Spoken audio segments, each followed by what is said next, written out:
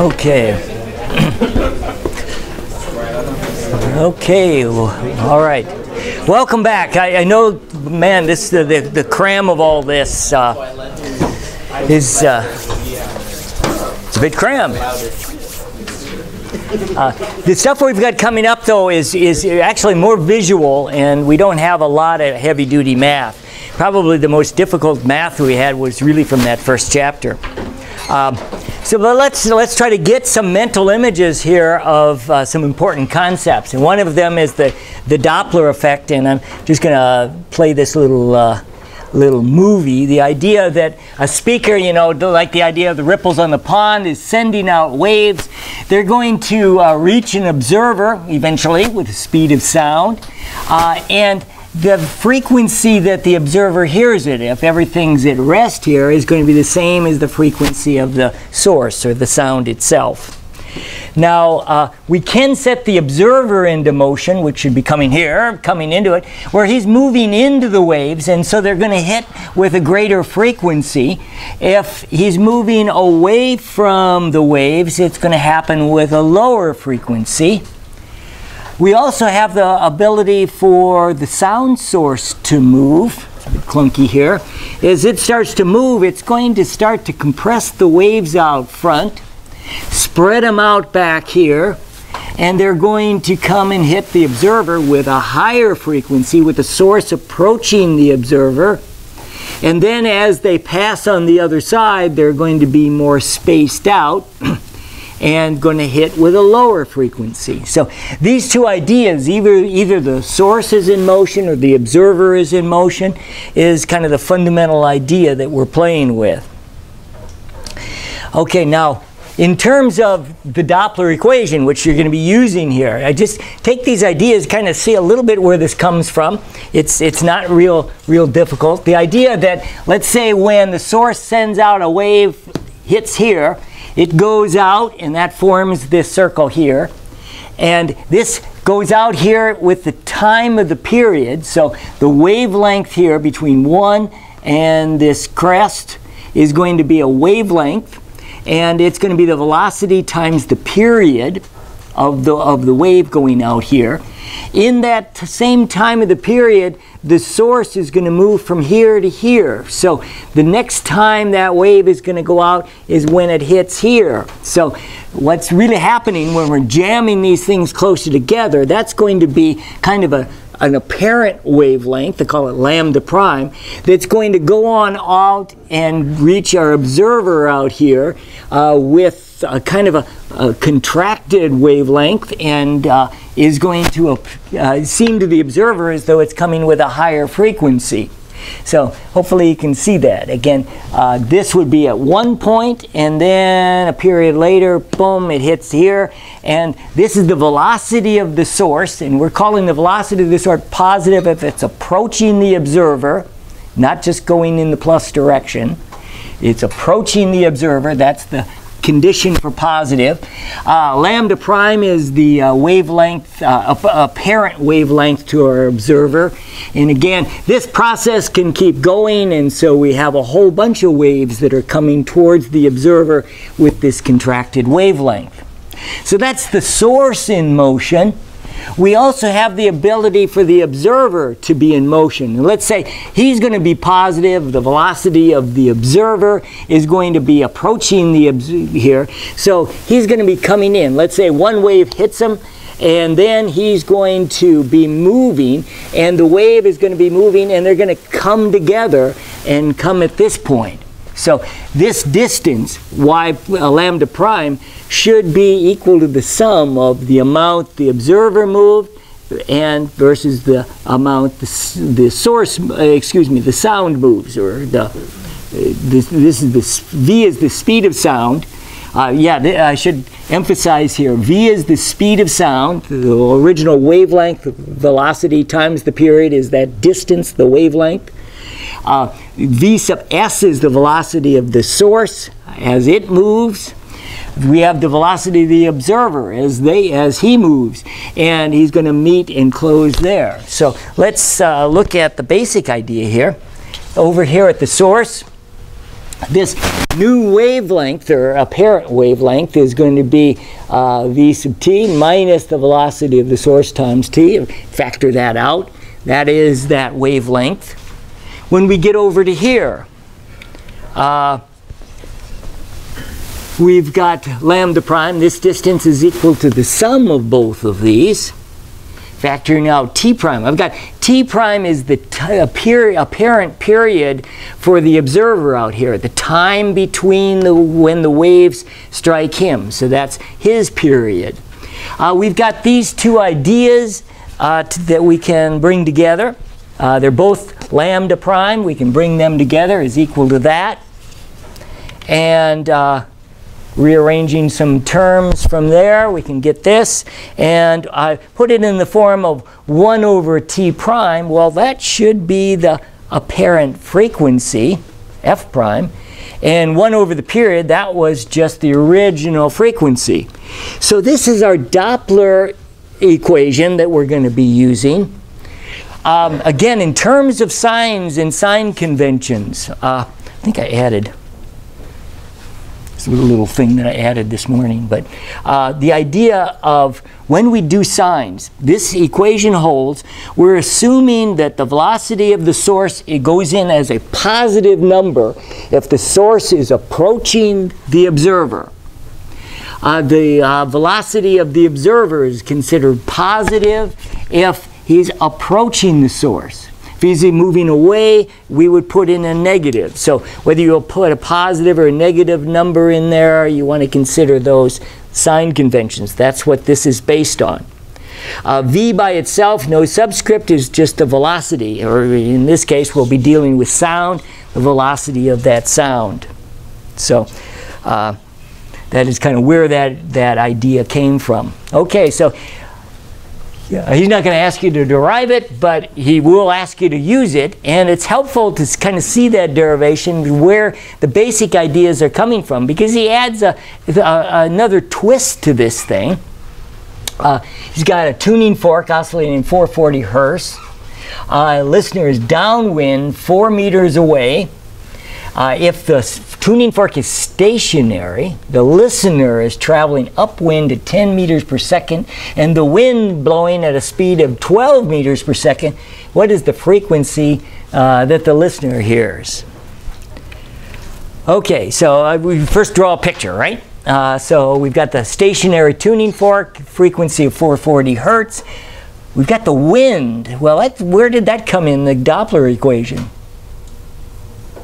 Ooh, let me back up here. Okay, all of this stuff was based on the idea that the medium, in this case air, where the sound is traveling through, is at rest. We're dealing with something where the air is in motion. So there's several ways we can do this. Let's start with one. Well, the equation was derived for where the medium was at rest, and we get a wind. So what are you going to do? One thing we could do is we could do the problem as physics students. We could move along with the wind at 12 meters per second. And if we moved along with the wind, wouldn't the wind, or the whole medium of the air, be stationary? Okay. Okay. That's so. If I do it from that perspective, okay, I want to use the Doppler equation, and the wind isn't in there, that 12 meters per second. So for an observer traveling with the wind at 12 meters per second, the air would be effectively stationary. The relative velocities will be looking like this, right? If I'm coming this way and I say, okay, I want to do the problem from that perspective so I don't have to worry about the wind, I'm going to be approaching the observer. He's coming at me at 10, I'm approaching him at 12. That's a relative speed to me, or the stationary air, of 22 meters per second. And then also, if I'm moving this way, this tuning fork isn't really stationary. It was going at 12 meters per second that way. So I want to use this formula. Now I can do it because there's no wind, so I kind of bypass that. And I put in 343, the velocity of sound at 20 degrees. And then the observer is approaching the source, so this 22 goes in as a plus. The formula has a negative velocity of the source. The source of the sound was the tuning fork, but he's traveling away from the observer, so that's a minus 12. And so minus minus, you can end up adding those. Anyway, you can crunch the numbers, you get a 452 hertz. Okay, now students don't like this one. Okay, most don't anyway. There's an alternate solution that students tend to like better. The idea is this. Let's keep all this the same, and the wind is blowing at 12 meters per second that way. Now if you think about the sound and kind of what I did in deriving that, the idea that we have a wave that's approaching the observer. Now it's going to be traveling in the air, but the air is also in motion. So what the wind is helping to do, because it's blowing from the source to the observer, it's going to, in a sense, add to the speed of the wave. And so if I take this basic equation and say, well, the speed of the wave in sound was 343, but along with the wind, that wave should be coming towards the observer a little more quickly. So okay, again, the wind is carrying the wave with a speed of sound v plus the wind speed towards the observer. Since the wind is traveling towards the observer, we add the wind speed to the speed of sound. So it would, again, this is speeding it up. Had the wind been blowing the other way, it would be slowing it down. So you've got to keep in mind directions here. So here we use this equation. We're going to put in 343 plus this 12, so it's coming faster. The observer was 10 meters per second. He just goes in as a positive because he is approaching the source. The source is stationary, so that's 0, but the wave speed is still approaching more quickly. So we crunch these numbers, we get the same result. So you can kind of decide how you want to handle this. Yeah? So upwind means against the wind? Oh, upwind, let's see, yeah, the listener is downwind. Wind is going this way, so upwind is that way, downwind is this way. So downwind is in the direction or where the wind is headed, and upwind is against the wind. I think you said that right. Yeah. Okay. Yeah, the language is a little clumsy, but yeah. Yeah, listener is downwind. So basically the wind is blowing this way from upwind to downwind is kind of the use of the language. All these language terms are a little confusing, to say the least. Okay, so kind of two different ways of doing that. Okay, now something kind of closely akin to the idea of the Doppler effect are sound shock waves. Here I've got the idea that if you have some subsonic plane flying along here, there's disturbances. Now, this is looking a little bit like the Doppler effect. Now, there's actually a whole family of waves coming off of here. I've got these illustrated as though they're coming off with a definite frequency. In fact, they're continually coming off the nose of this aircraft. Oh, it's now going to be breaking the sound barrier. It's starting to move faster than the waves. But there's a whole family of waves coming off of here, and there's going to form what's called a shock cone here. Let's get what's called Mach 1, traveling right at the speed of sound. You say, breaking the sound barrier. There's a shock wave here, all these added together. You have to break through that. That takes quite a bit of energy, really, just to travel at the speed of sound. Ideally, if you can get going faster than sound, you get out in front of that shock wave. You still create a whole bunch of shock waves that are going to be moving across the ground here, hitting observers and giving them the classic sonic boom that you have when you're approaching that. Mach is 1.3 times the speed of sound. So as we pick up the speed, this is Mach 2 traveling along, it builds up these shock cones that are like this. Think of this more like kind of a wake of a boat. Might be a better picture to keep in mind. How many have I got here? I got a little carried away. Anyway, here comes another one. Oh, actually, this is the one. Okay, we're at Mach 2. As far as kind of turning a little bit of this into math, we go back in time. Here's the very front of the plane, and then back here, there was at some point, there was a source to this spherical wave that got sent out. Oop, do I have that right? Yeah, this one. And the speed of sound, the wave is traveling off this direction with the speed of sound. The source here, or I should say V sub s, the ship or the shock cone is traveling in this direction.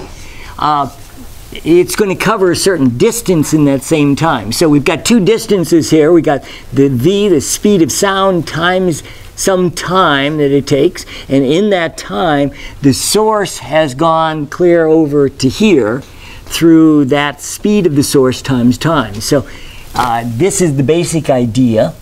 This is going to be the shock cone that's here, and as it comes along here, this is going to be moving across the ground, and it's actually going to move with the same speed that the source is traveling along the ground. Wherever it hits, you're going to hear a sonic boom. Now you can look at just some simple trig here to keep it straight. The sine of theta is the side opposite over the hypotenuse, so e sub t over that. This time was just arbitrary, just pick out some time and get the ratio of those two, that drops out. And so if you want the angle of the shock cone, sine of theta is equal to the speed of sound divided by the velocity of the source. I don't have a problem that he's done with shock waves, so it's a possible one that he might ask you. For the most part, once you kind of catch on to what they are, they're fairly simple to deal with. You have some homework problems with shock waves, so thought I'd mention those. Other ideas that apply to waves, one is that if we've got an incident pulse striking a rigid medium, when that pulse gets here, it wants to jerk up on this medium. Action-reaction, this source or this support wants to jerk down and will send the wave back reflected or upside down. This stuff is not terribly important for us right now. It's going to come into play when we get into optics. I think Dr. Young probably took you through this. Again, I don't think this is going to apply to too many problems that are here, but just kind of getting this as some of the basic ideas that we're going to be playing with.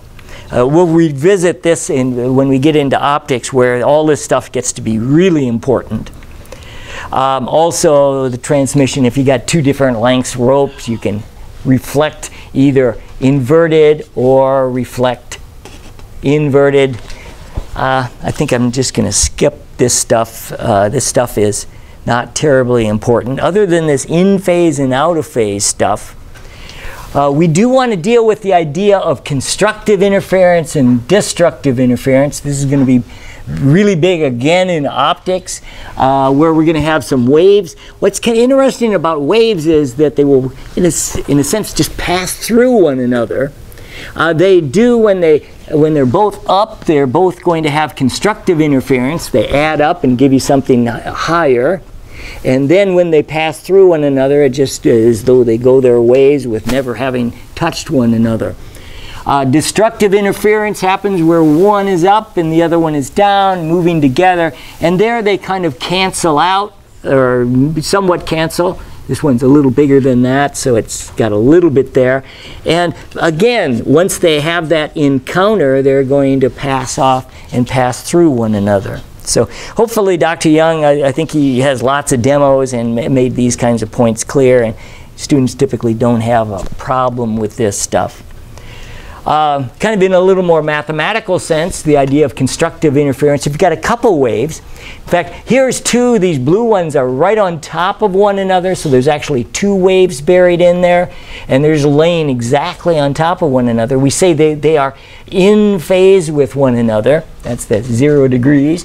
And so when they add, we're just going to literally, at every point on the waves, we add them together, and so we get a higher wave, twice the amplitude, and also the troughs get to be twice. So hopefully you've got that kind of basic vocabulary between crest and trough, and also we get the idea of destructive interference if we've got a couple waves that we say are 180 degrees out of phase with one another, where one is this way, the other one is the inverse of that, or negative of that. When they add together, the resultant is just zip across here. They just completely cancel out.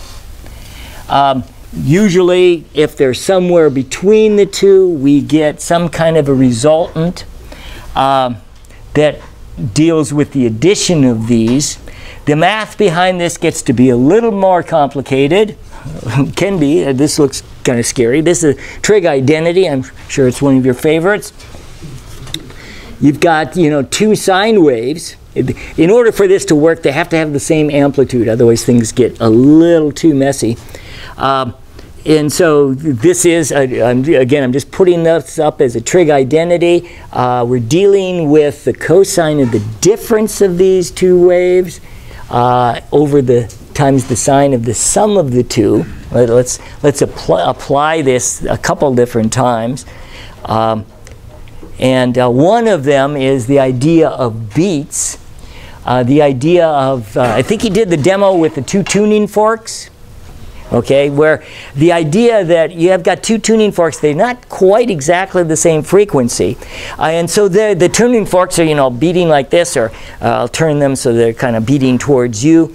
They start out maybe together, but because they're little different frequencies, they start to get out of phase with one another. So they're one's pushing while the other one's pulling. Well, this is kind of a destructive interference. And then as they start to vibrate, they will start to get back into phase where they're pushing together.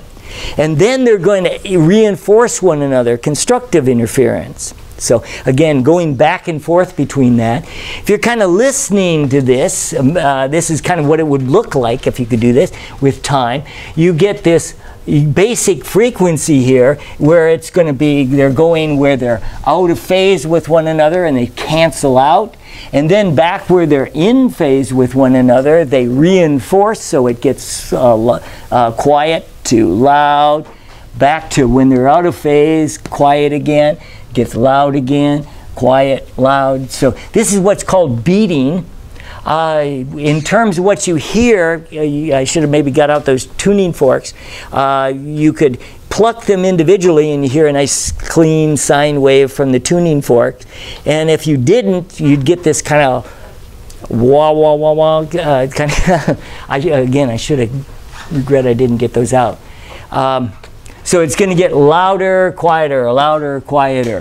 One thing that it does, it gets louder and quieter really in one complete wave. So we'll come to that in just a second. Okay, so we're going to use this trig identity to say, oh yeah, I'm going to add two sine waves, and this will be the resultant. The sine waves we're going to add are going to be a couple different frequencies. I've got to have an omega t, so that's 2 pi times the frequency of one. And then we've got 2 pi times the frequency of the other. And then when we do the math, we're going to have a couple terms here that we want to look at. One is, well, let me focus on this one first. We add the two frequencies and divide by 2. Well, that's really the average frequency. That's what this red thing represents. It's the resultant of the two. It's again, the average between the two original frequencies. So that's what we choose for the frequency of the overall source. That's this red stuff. What's interesting with the beats is this part of it. The idea that the beat frequency is, this portion of it is the difference of the two frequencies. And we have this factor of 2 in there from our identity. But we also have 2 beats for each cycle. Okay, this is one complete wave or one complete cycle. So we have two of those for each of these, and so these two cancels. And the big thing for you is the beat frequency is equal to the difference between the two frequencies, or absolute value, just always a positive quantity.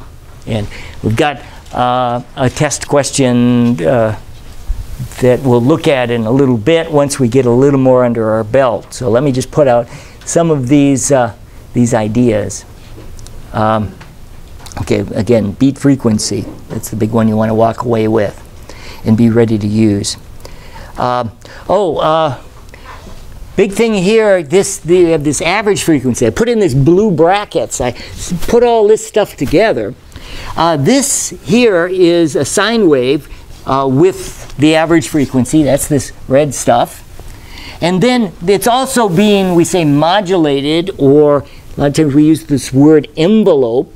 That's this blue dotted line is a sine wave again, or a cosine is the way this is working out. This whole thing is really this term out front. You want to think the sine wave can go between plus and minus 1. So this term is really kind of the amplitude of that whole motion. And that represents this, again, this blue line, or this envelope of this function. So kind of learn to, read the math as far as what's going on. Okay, another thing we can look at using this mathematical relationship is a standing wave. And a standing wave can be thought of as 2 waves traveling in opposite directions. We've got the green wave traveling in the negative, blue one traveling in the positive, and the red is the resultant of the 2. And this is forming what we call the forming this idea of a standing wave. The idea the red one was going up and down, but it wasn't moving to the left or the right. Again, the blue one was traveling to the right, the green was traveling to the left, but the 2 of them together gives us this standing wave. Now by standing, it's not, it obviously was moving, is oscillating, but it's not moving to the left or the right, and that's what we mean by standing wave.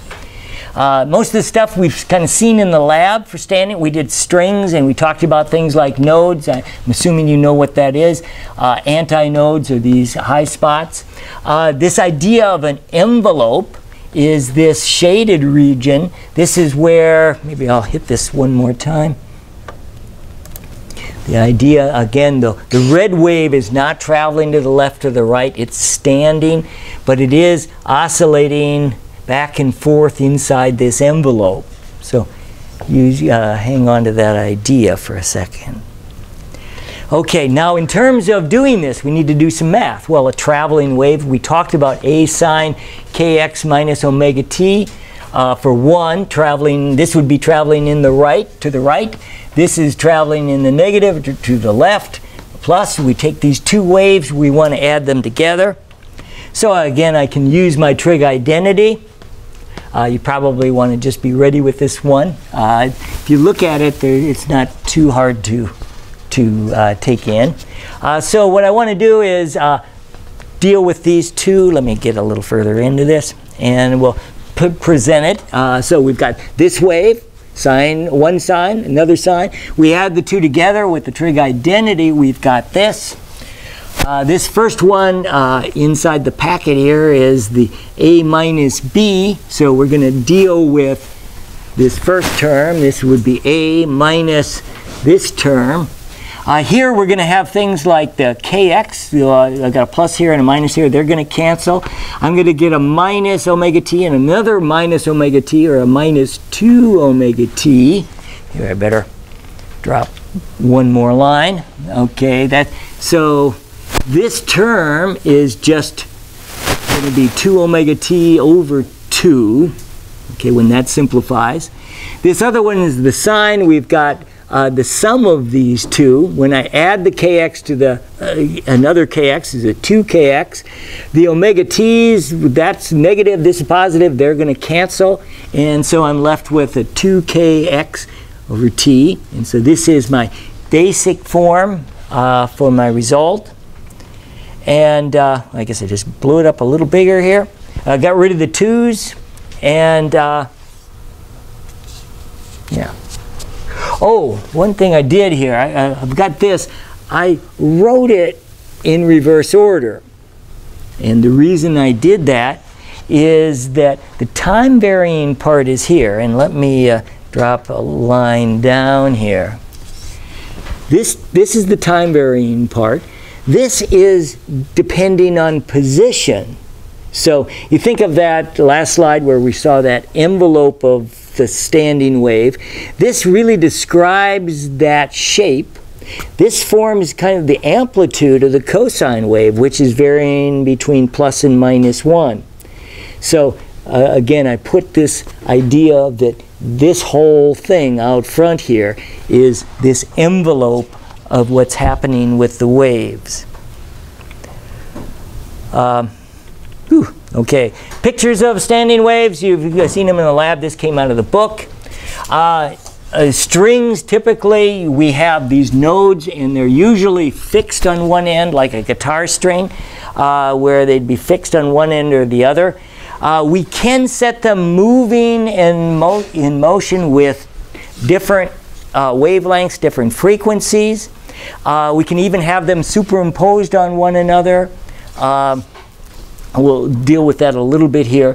Now the idea that if you pluck your guitar string and the basic note that you hear is what's called the fundamental, or the first harmonic. The quality of the sound is going to be affected by also higher order, what are called harmonics. First harmonic is with 1/2 wave. Second harmonic is actually 2 waves, or a whole wave, or third harmonic is 3 waves, and you can keep going with that. You've got a problem here, okay?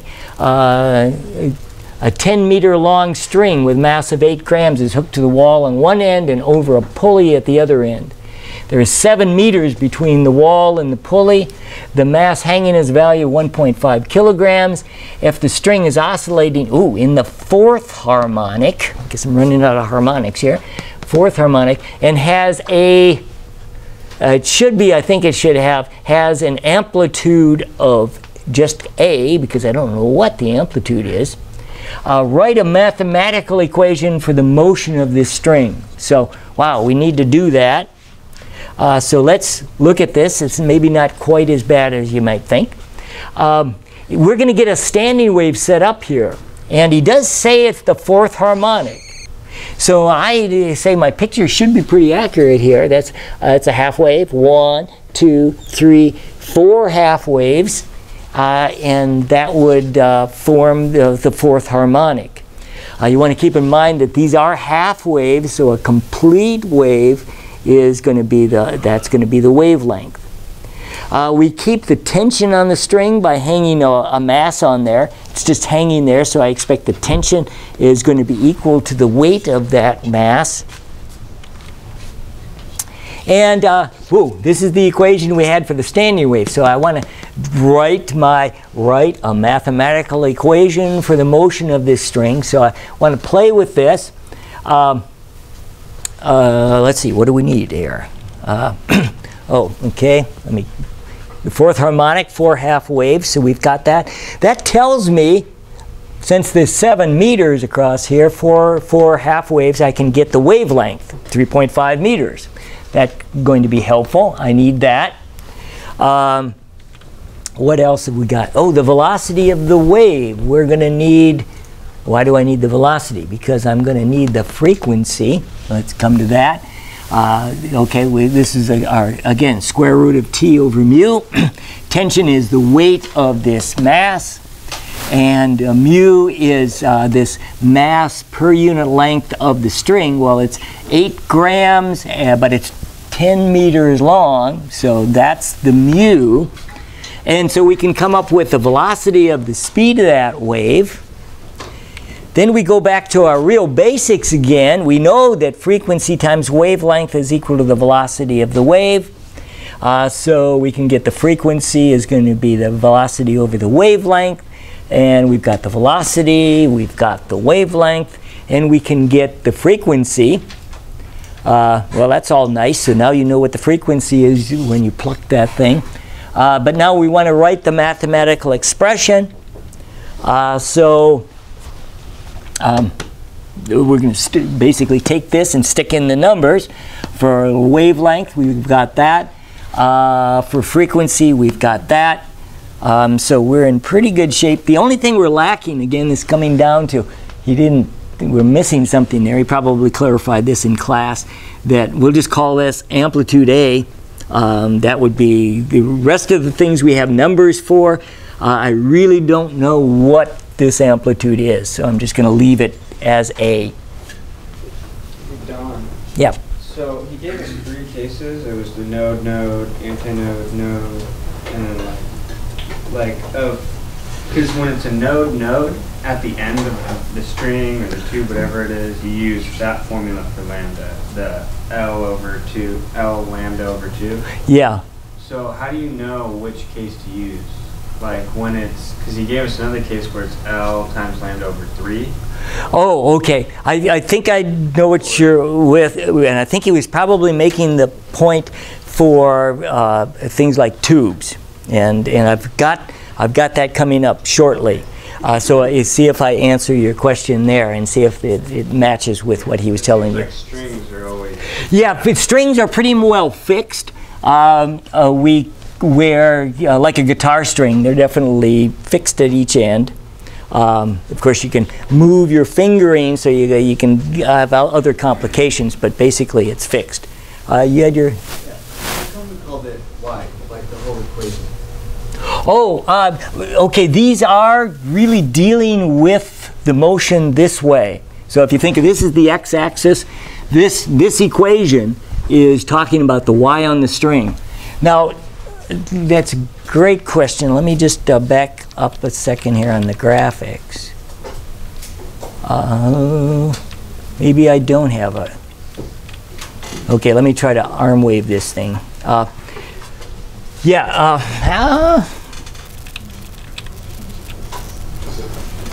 Okay, yeah, this is... well,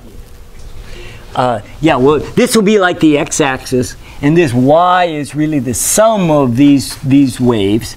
Now, the resultant is this kind of standing wave, and so the idea is if you pick out any x along this thing, let's say this is x equal to 0, or you come out here to say that that's x, you can go up and you can get the y of that position of the string, because all these strings are going up and down, at some given time. So if you have a position along the string and at some time, you should be able to tell exactly what the amplitude is at that particular place.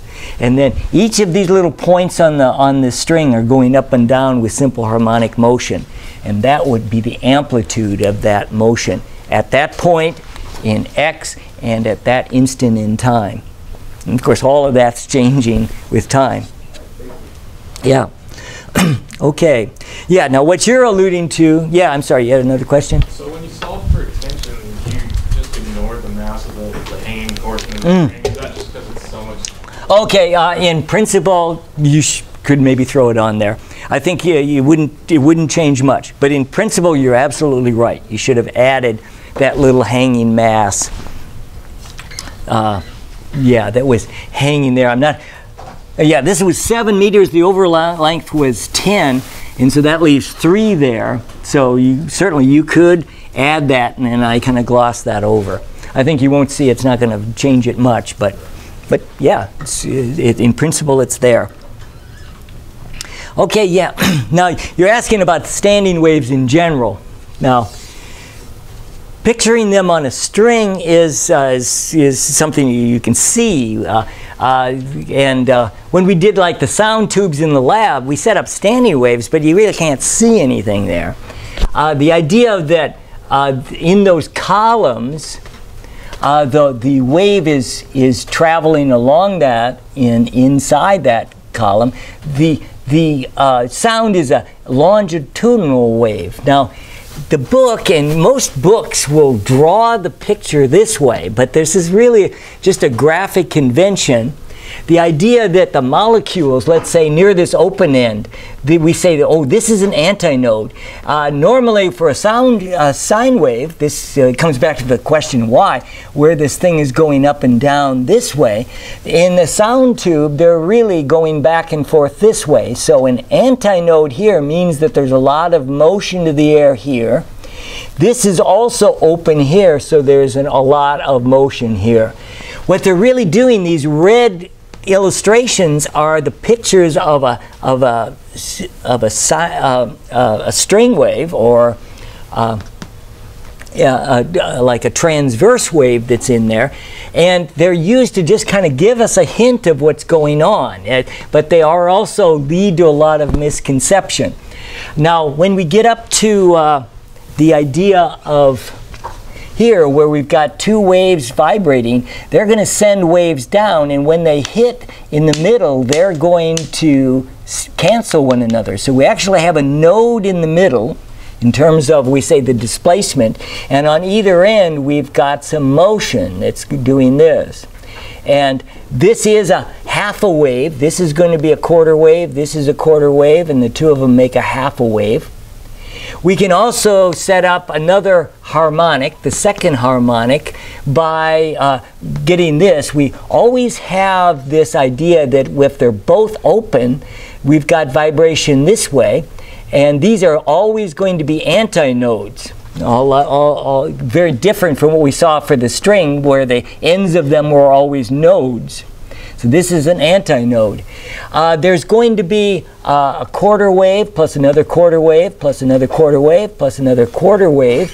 That's going to be two complete waves, 4 of them. That's going to be, and then, so what we're really doing is kind of counting half waves. I've got 2 quarter waves. This is a half wave. So my first harmonic is 1/2 a wave.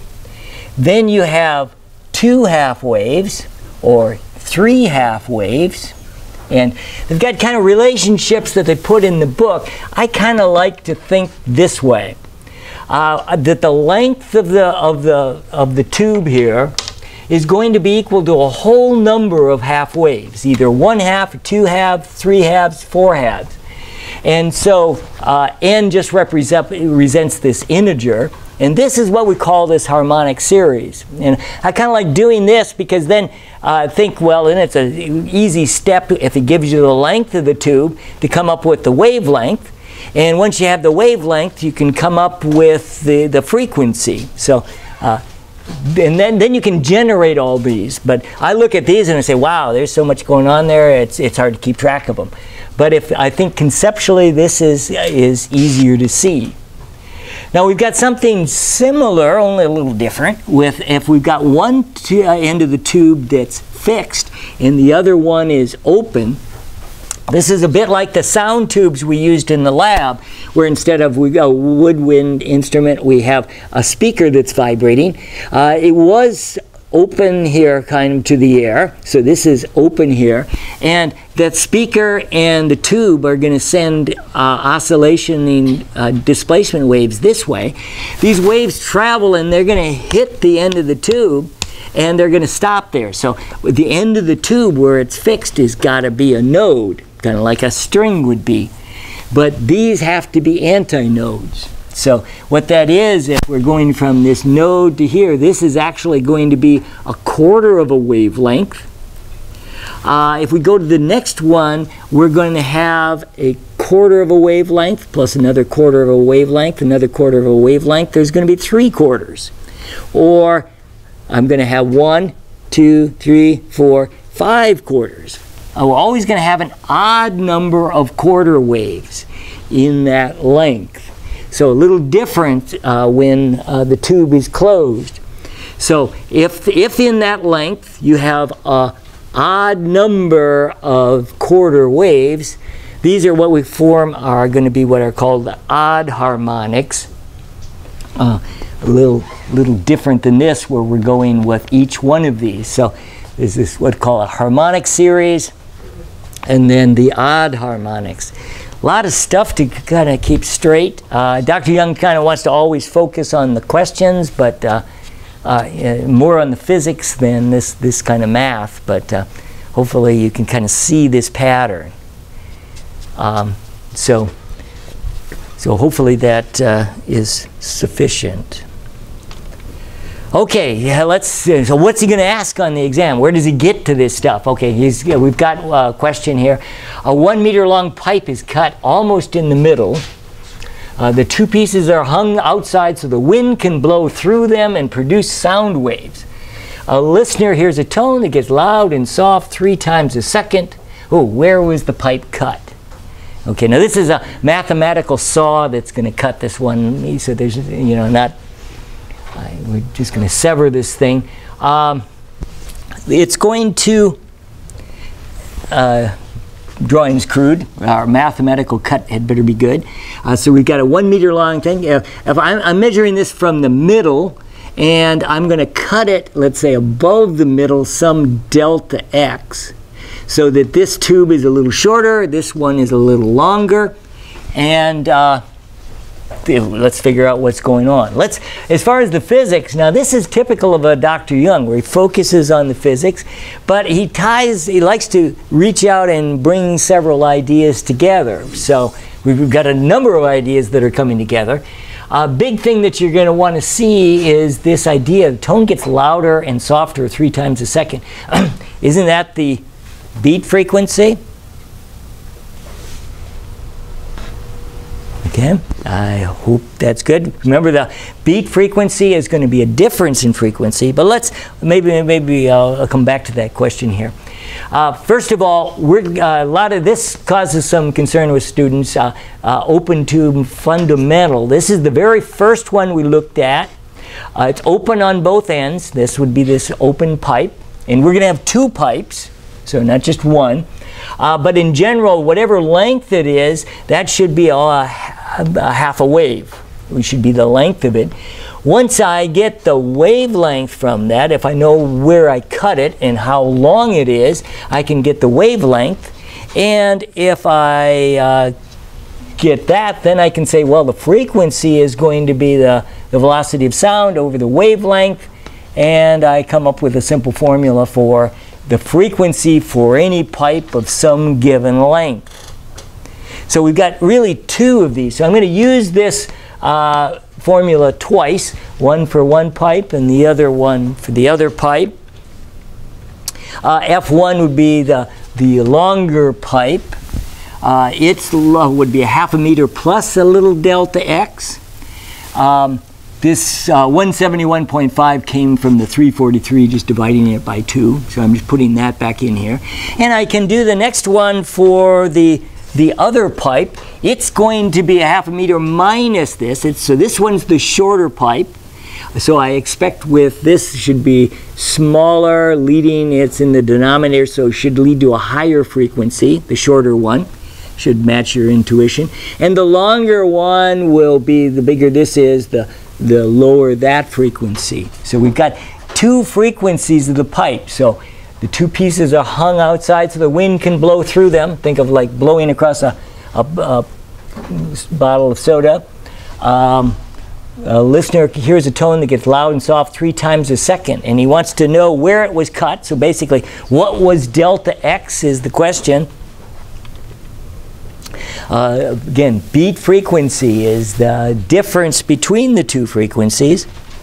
And so I'm going to take one frequency, the higher frequency, absolute value. So I'll take the larger frequency minus the smaller frequency, and that should be the beat frequency, and that should be 3. Maybe should have put hertz there, 3 hertz. And then it's a matter of doing the math, bringing terms over. Ends up looking like it's going to be a quadratic, so it's not real friendly, but I'll let you do the math. I came up with a delta x, which is 2.19 millimeters from the center, would give us these two things that give this beating effect. Yeah? How can you assume that it's in the first harmonic? Oh, okay. This is one that bothers people. Let me see if I can jump to the next slide. And let me do this one. I think I don't know whether he had a lot of time. I think the idea of if you take just a perfect sine wave or close to a perfect sine wave is like a tuning fork. It is got just really one harmonic, but if you have an instrument, something like the flute or the clarinet, what gives them the particular sound, these actual frequencies and wavelengths are going to be the same for all of these, but you can hear the difference between the tuning fork and the flute and the clarinet. It has to do with the shape of their waves. They can be made and synthesized, something we're going to do this week in the lab, by adding various harmonics. In other words, really all of these things are taking place. And so your question, why would we just focus on the first one? The first one gives us our basic frequency that we have here. So can you see that the basic pattern of this would have that same repetition, and that would happen with really the first harmonic would tell us what our basic frequency is. And in terms of all of this, this is related to human hearing. And so this is the tone or the pitch that you would hear. So you know, if you got a tuning fork and a float, you could hear it and you could say, yeah, they're the same frequency, or a clarinet. You're asking a good question. I'm not sure this is going to be real satisfying, but the idea that all those overtones are present in this, but it's really the first one that gives you the fundamental frequency that we're dealing with.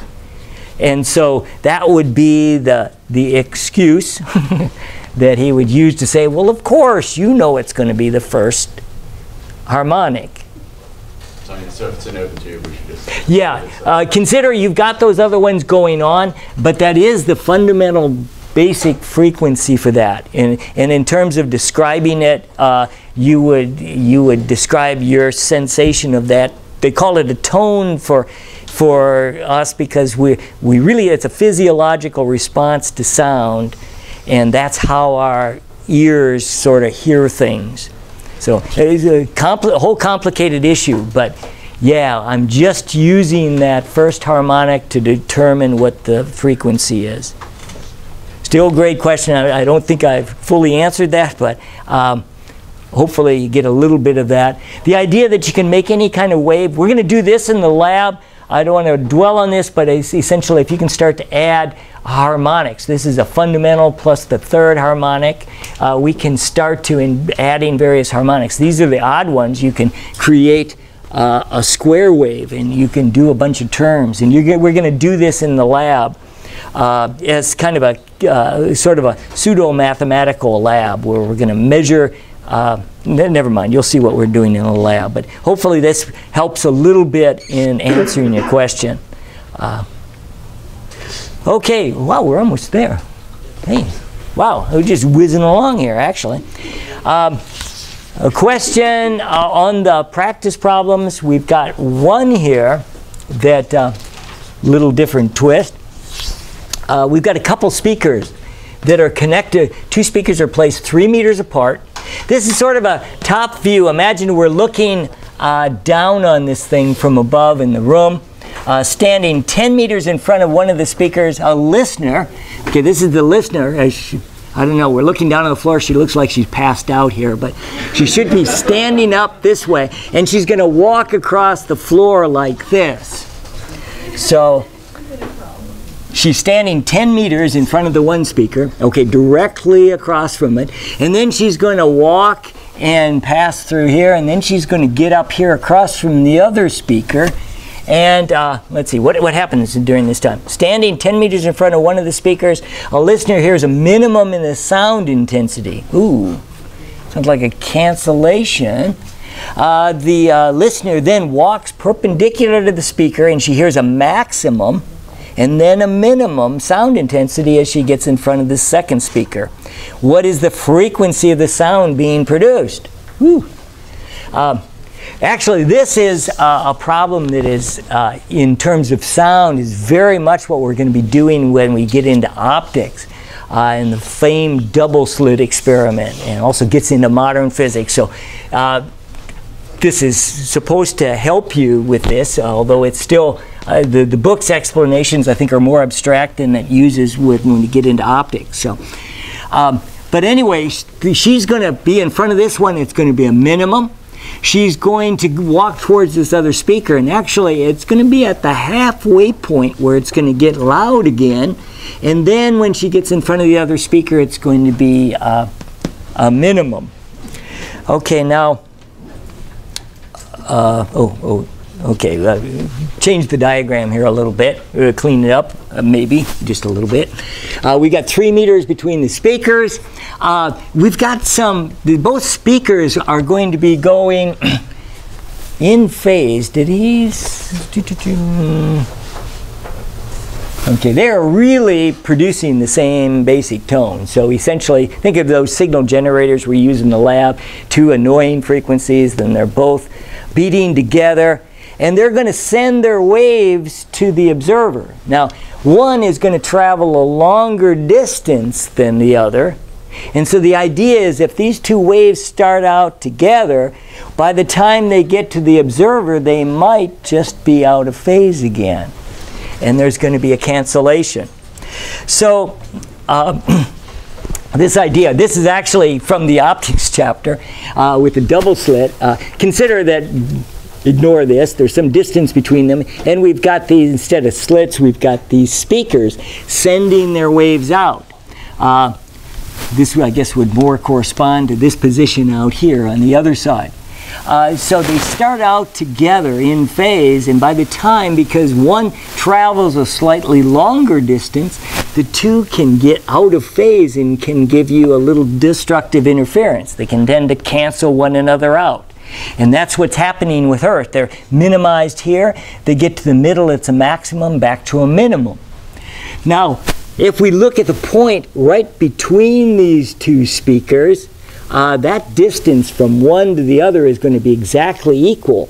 So what's going to happen is these waves start out together because they travel exactly the same distance, they arrive together, and there's going to be constructive interference where they're beating. So that's the basic idea. Let's see if we can turn this.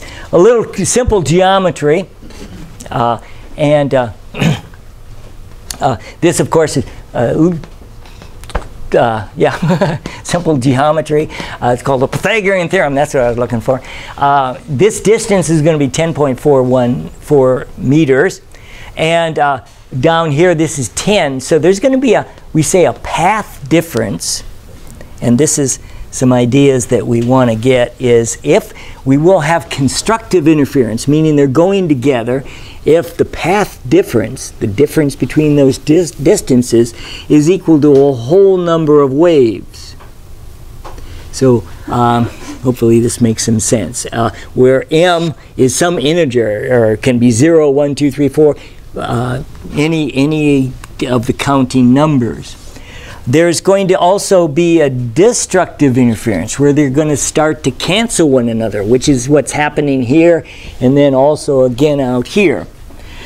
This destructive interference is if they're off by some whole number of waves plus an additional half wave is just enough to throw them off where they're going to cancel. So we've got these 2 cases. Now she's going to have minimum, and then she's going to go to a maximum. Maximum would be constructive interference. That maximum happens right between the 2. There's no difference in path difference, and so that forms an m equal to 0. We always get right between the 2. If they're beating together, they're going to beat together in the middle between them. This is, since she's going from a minimum to a maximum back to a minimum, this is the first place where there's destructive interference. So the idea is that for this problem, m could be 0, that'd be the first place, and then there'd be just 1/2 of a wave difference between, let's say this longer one would be just 1/2 of a wave different from this one, and then that's going to throw them out of phase and they're going to tend to cancel. Hopefully this is a lot of arm waving here. You're going to find this true when we get into optics too, that actually the math is baby simple, but it's absolutely imperative that you understand the concepts, and once you have that, it's actually almost it's a one-liner really. The path difference would be this path, 10.44, minus this path is the difference between the two. Now, if in that distance we can pack in just an extra 1/2 a wave, that's what's going to kick them out of phase and give us destructive interference. So, whew, okay.